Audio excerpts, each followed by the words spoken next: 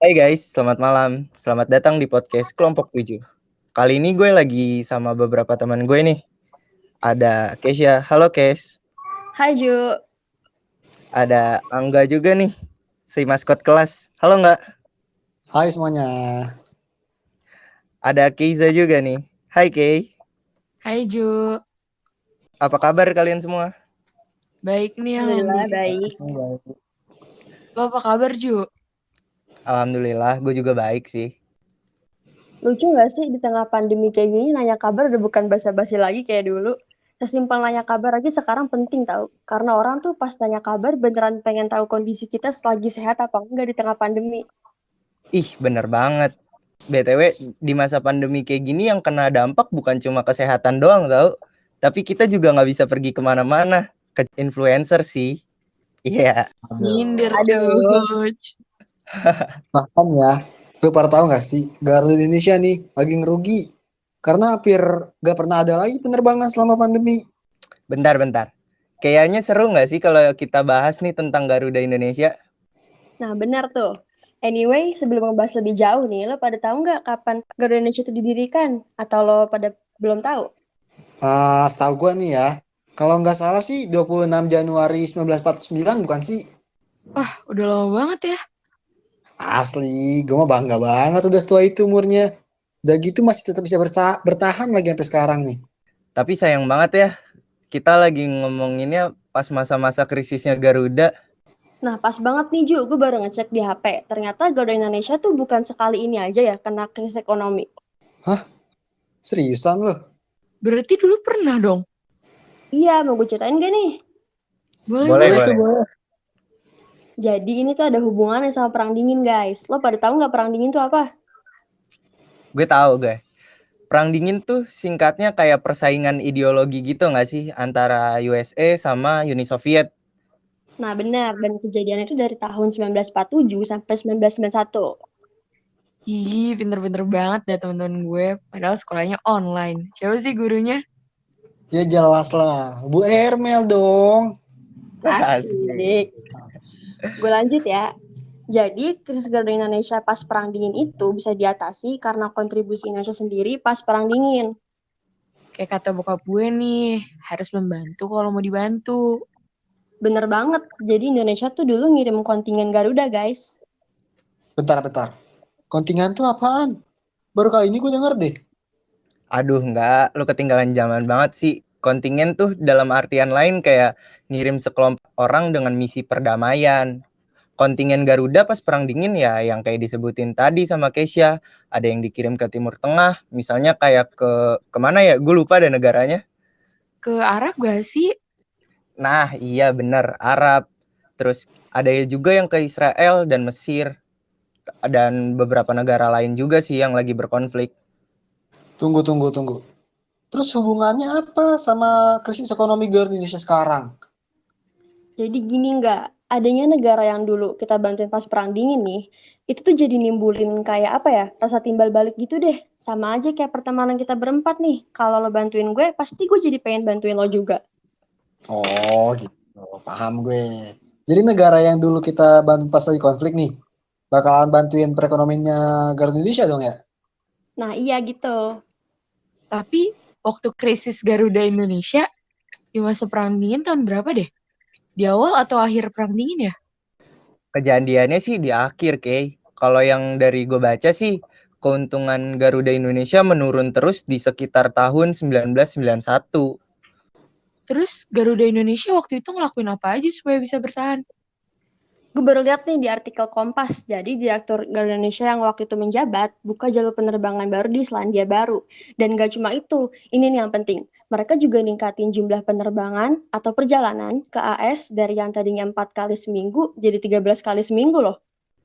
Oke, gue paham sih, Kes. Jadi kesimpulannya, negara yang terlibat perang dingin kayak AS contohnya, bisa apa ya, kayak dimanfaatkan untuk memperbaiki ekonomi Garuda Indonesia pada saat itu. Which is waktu itu caranya adalah ningkati jumlah perjalanan. Jadi pemasukannya bisa bertambah gitu ya. Nah, iya gitu, Kay. Tapi ya, kalau dibawa ke masa sekarang nih, di masa pandemi nih, Ya elah, boro-boro ningkatin perjalanan. Kita aja nggak bisa kemana-mana, ya nggak sih? Apalagi negara yang dituju nih, nggak jauh beda sama kita. Sama-sama ada satu kondisi yang sama, COVID semua. Pusing dah. Iya ya. Jadi kita bisa ngelakuin apa nih supaya ikutan bantu?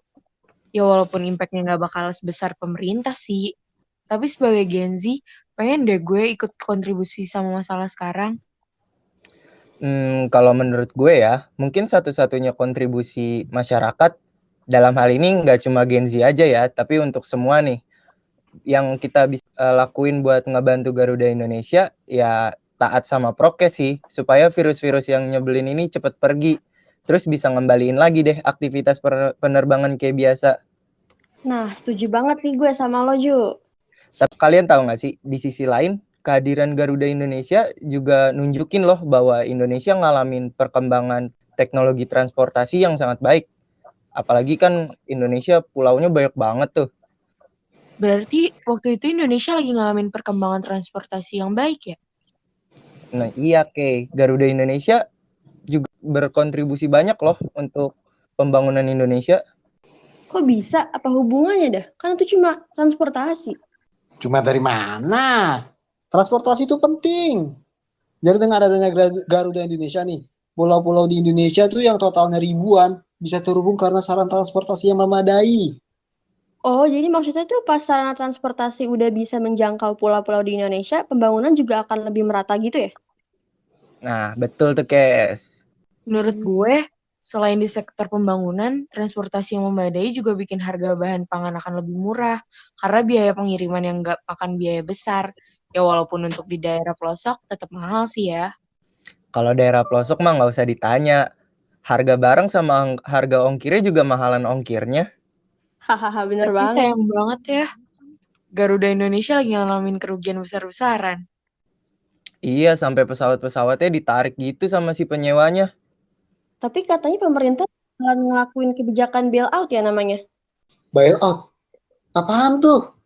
Bailout tuh usaha penyelamatan sebuah perusahaan yang bangkrut atau hampir bangkrut. Oh, suntikan dana gitu nggak sih? Nah iya kayak gitu.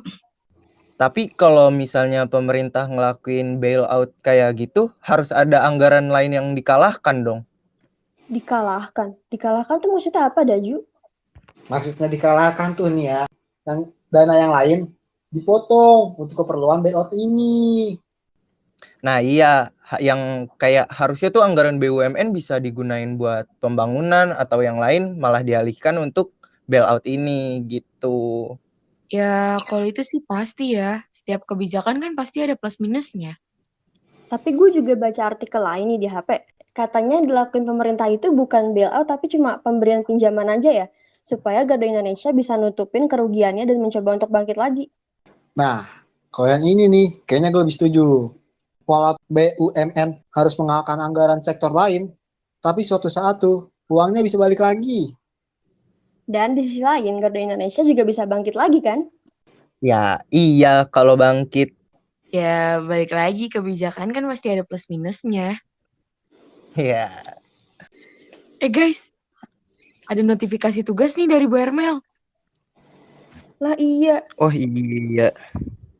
Bentar. Notif apaan? HP gue sepi banget ini. Gitu disuruh Ya. bikin podcast. Lu kan Masa nggak ada selalu sih? ketinggalan, nggak? Enggak. Kebiasaan. Oh, ini nih. Yang kalau nggak salah bikin podcast kan ya? Iya. Iya.